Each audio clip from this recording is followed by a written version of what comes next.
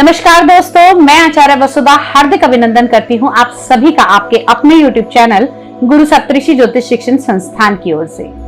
दोस्तों, अक्सर आपके लिए अलग अलग वीडियोस लेकर आती हूं, कभी राशि फल, कभी व्रत पर्व त्योहार और कभी उपाय। आज बात करेंगे एक ऐसी चीज पर जो सबका सपना होता है। जी हाँ, एक ऐसी जगह जहां जाकर हमें सबसे ज्यादा सुकून मिलता है, एक ऐसा स्थान जो दुनिया में हमें सबसे ज्यादा प्रिय होता है, एक ऐसी जगह जिसकी सबको इच्छा होती है। हाँ, आप समझ गए, सही है, मैं बात कर रही हूं हमारे सपनों के घर के बारे में। दुनिया में कहीं भी घूम कर आइए, लेकिन बाद में जब अपने घर आते हैं तभी हमें शांति मिलती है। और कहा भी गया है कि लौट के बुद्धू घर को आए। आप कहीं भी घूमिए, जो तसल्ली मिलेगी वो मिलेगी सिर्फ अपने घर में। तो आज ऐसे ही घर को बनाने के लिए हमारे क्या क्या सपने होते हैं, और वो सपने हमारी कुंडली में कौन कौन से ग्रहों के, कौन कौन से भावों के होने से पूरे होते हैं। कई बार ऐसा होता है कि वो घर और वो भाव ठीक नहीं होते, या फिर उनमें किसी प्रकार का दोष होता है, तब भी हमारे सपने पूरे नहीं हो पा रहे होते। उसके लिए क्या करेंगे, हम कुछ उपाय बताएंगे। सब ये कहते हैं कि उपाय करने से क्या होता है, तो चलिए मैं एक सवाल पूछती हूँ कि डॉक्टर के पास जाने से क्या होता है। कैल्शियम की कमी आई, हड्डियों में दर्द हुआ, प्राकृतिक है ना, कैल्शियम भगवान ने दिया है, कमी आ गई, सरवाइव कीजिए। नहीं, लेकिन डॉक्टर को दिखाते हैं, कैल्शियम की टैबलेट्स लेते हैं, इंजेक्शन लेते हैं और उस बीमारी को खत्म करते हैं। वही कार्य ज्योतिषी भी तो करते हैं।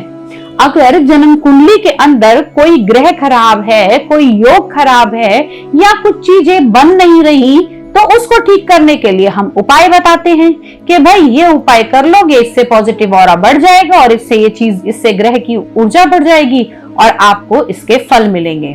तो आज के वीडियो में भी हम वही सब बातें करेंगे। कौन से योग होते हैं, किन कार्य को करने से क्या होगा, और कब कुंडली में गोचर बनेगा। बहुत सारे लोग कहते हैं, भाई इतने साल से ट्राई कर रहा हूं, पैसे लेके जा रहा हूं, डील नहीं बनती। क्यों नहीं बनती, वो तो बताएगा ज्योतिषी। क्यों? क्योंकि जब आपका गोचर बनेगा, ग्रहों का कॉम्बिनेशन बनेगा, तभी कार्य होते हैं। कैसे, पहले से बता दिया जाता है कि इस आयु में इस बच्चे का विवाह होगा, ये बच्चा बड़ा होके क्या बनेगा, क्योंकि ज्योतिष शास्त्र पूरा का पूरा एक गणनात्मक है, एक कैलकुलेशन है, एक साइंस है। आइए आज घर की साइंस को भी इसी तरह से समझते हैं। सबसे पहले, घर को खरीदने और बनाने के लिए हमें कौन कौन से ग्रह की आवश्यकता है। कुंडली का चौथा घर, जिसे हम कहते हैं हमारा माता का स्थान। अगर काल पुरुष की कुंडली में देखें तो चौथे घर का कारक चंद्रमा को माना जाता है, जो हमें सुख भी देता है, हमारी माता भी होती है और हमारा घर का स्थान भी है। तो अगर कुंडली में चौथा घर और चंद्रमा की स्थिति खराब होगी, तब भी घर नहीं मिलेगा। दूसरी चीज, भूमि का कारक मंगल को माना गया है। अगर मंगल भी कमजोर होगा तब भी घर नहीं बन पाएगा भाई।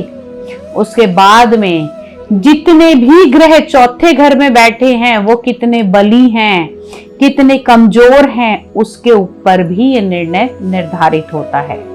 चलिए मान लीजिए कि अगर कुंडली के चौथे घर पे राहु का प्रभाव है, तो घर का सुख नहीं मिल पाएगा। व्यक्ति घर तो बनाएगा, लेकिन क्या करेगा, बाहर ही घूमता रहेगा। कोई ऐसी ट्रांजिट की जॉब लग जाएगी, कहीं ट्रांसफर हो जाएगा, कहीं बाहर जाना पड़ जाएगा, उसको उस घर के सुख नहीं मिल पाते। अगर कुंडली पर शुक्र का प्रभाव है, तो घर भैया बड़ा आलीशान बनेगा, लग्जीरियस बनेगा, और घर को देखते ही अपने मन को बड़ी खुशी मिलेगी। वहीं अगर शनि का प्रभाव है, तो कहीं ना कहीं घर पुराना मिलेगा, या पुराना होगा तो उसकी रिनोवेशन नहीं कर पाएंगे। और साथ ही साथ ये सारी चीजें हमने आपको बताई। अगर कुंडली में सबसे बड़ी बात, गुरु और शनि का गोचर अगर नहीं बन रहा होगा ना एक साथ, तब भी मकान नहीं खरीद सकते।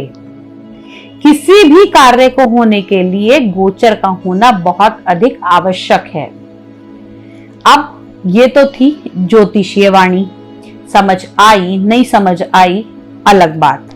लेकिन अब मैं एक आम इंसान हूं, मैं क्या करूं? तो आपको करने हैं कुछ ये उपाय।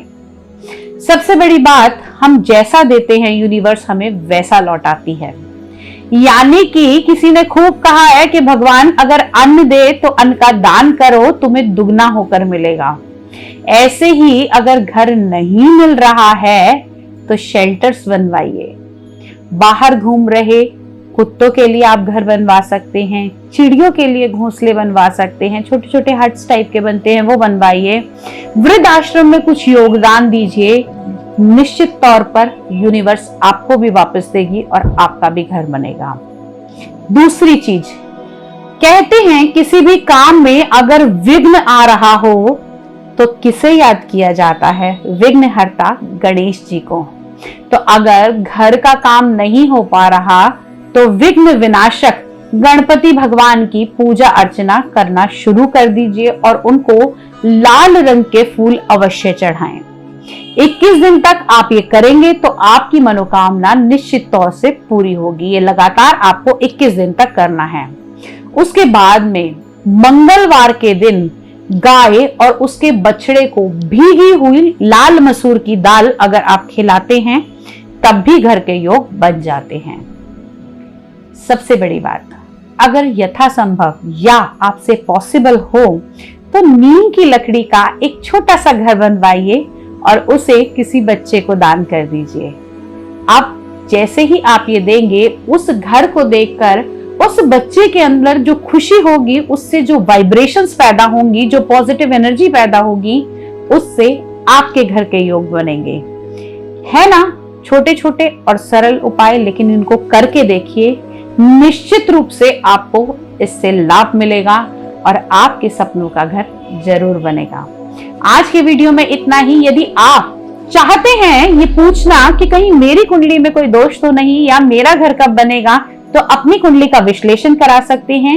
Astrology, tarot card reading, numerology, ये सभी कुछ हमसे सीख सकते हैं। गुरु सप्तऋषि ज्योतिष शिक्षण संस्थान आपका हार्दिक अभिनंदन करता है।